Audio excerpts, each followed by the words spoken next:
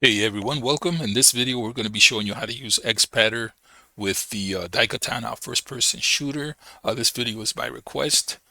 This will also work for other first-person shooters. If you have older ones that won't recognize your gamepad, you will be able to get it to work with this because Daikatana says it has support for the game, but it did also not work for me. So I was able to get it to work with the Xpadder program. So you want to go ahead and just follow the links here if you want to get this to work. So we're going to go to two links. This one here is the Major Geeks last freeware version posted on here. If you like the program and you want to continue using it, I highly recommend you get the newer version, which is here. So it's xpadder.com. I will put both links in the description. And if you want to buy it, just click on, your language here and just keep following the prompts to get that, paid for. Or like I said, use the freeware version here, but I would recommend buying the full version or the newer one because it, probably has more features on there. So go ahead, once you get that page up, go ahead and click on here, download that file. Once you've done that, just go ahead and close out your browser. We're going to navigate to the page that has the Xpadder program in there. First time you launch it, you are going to get a message. I'm going to delete this so it starts from scratch. So you're going to go ahead and click on Xpadder. You're going to run, start, and you're going to pick the language that you want. Click on start. The program location should show as a folder that you have the program inside already. So make sure you launch it from the folder that you're going to be using the program from. Click on start. And you can put the files for the profiles either in My Documents or Program Location. And then you can choose whether to associate the file or not. I choose Do Not Associate, and you're going to get a blank window. So this is the process to set up your joystick. We're going to click on here, the joystick, and we're going to go New.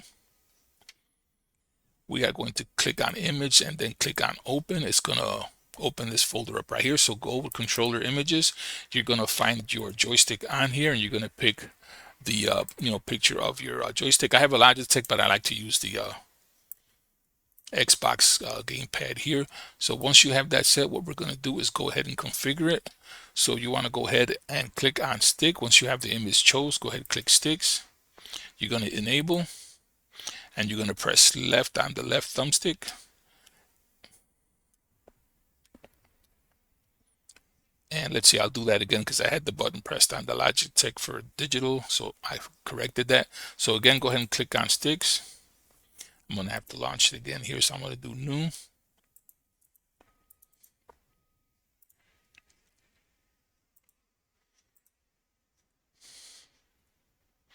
There we go, so sticks, and we're going to click enabled, and you're going to press left and up. And you can test it once you've done that by going all the way around, make sure it's corresponding to it. Then you're going to left click on that and put it over the thumbstick. And you're going to enable the right side and do the same exact thing for your right thumbstick. And then test it to make sure it's working. Left click and slide that to the right thumbstick. And now we're going to do the D-pad. So basically click on that, enable, then go up, down, left, right, and you're going to take this and place it over the D-pad picture. Once you're done with the D-pad, we're going to do the buttons. So let's go ahead and do the L1 button. And you're going to slide that to L1. Then right one, slide that. And we're going to do the select button. Slide that to where it goes. Start button. Slide that. We got X, Y. If it gets a little bit cluttered up for you, just leave the button pressed for a second until you can see the one you're doing, or just double tap it so you can see it flashing so you know you're dragging the right one. Here we go. And then you also want to do the thumb pad left down, so press on that. And you can just slide that in the middle here so you know that's what that is. And then do the same with the right thumb pad, press down on that. Slide that over, and then you're done with that part. Now we're doing the triggers. So click on trigger and enable. It should set up the left trigger when you press it, and then right trigger when you press it. And as you can see, all the buttons here are allocated. You can just go ahead and quickly test everything to make sure they're corresponding. There we go. So once you have that set up, you're done with the joystick. So you're going to go ahead and click OK. Now what you want to do is click on here and save that.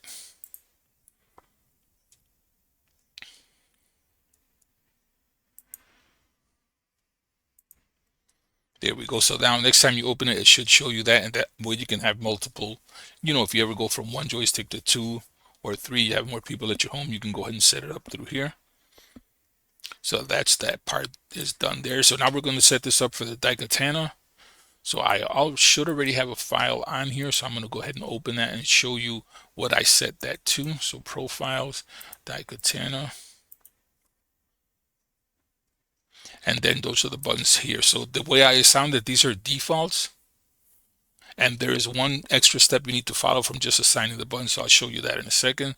These you can set however you want. I did the crouch here, previous weapon, next weapon. The right trigger is for, for shooting. This is the enter for the items. I believe this one here is for running. You can bypass that by just setting the game to always run. This control right button, the right control is going to be the, I believe is also shoot. Space is for jumping. And then I assigned escape to both of these. And then this says your direction. So W up, A left, S down, and D right. And you can map that both to the the thumbstick and the D-pad. So the way you do that is basically you're going to click, and this is for any scenario that you're going to bind the key to from the keypad. So click on there, and you want to make that key the W, so you're just going to click on W. And once you do that, it'll go from blank to showing showing a letter on there. Now here's the trick for getting this right thumb pad to work as the mouse. What you're going to do is click on here. You're going to pay attention to this right side. This is the mouse window here. So we're going to do all the perimeter ones. So this one, this, and this. So you're going to assign it, up, right, down, and left. Now, once those steps are done, you do not want to leave it just at that, because the game is going to move really slow when you, try to aim. So you're going to back into each one. So you're going to click on the top one, and then you're going to click on this little wrench over here, and you want to make sure this is not set to default at 32. So you're going to want to play around with this. For me, I set it at 130. I run the game at 60 frames per second, and that's how it ran the best for me. This will vary for you depending on your system.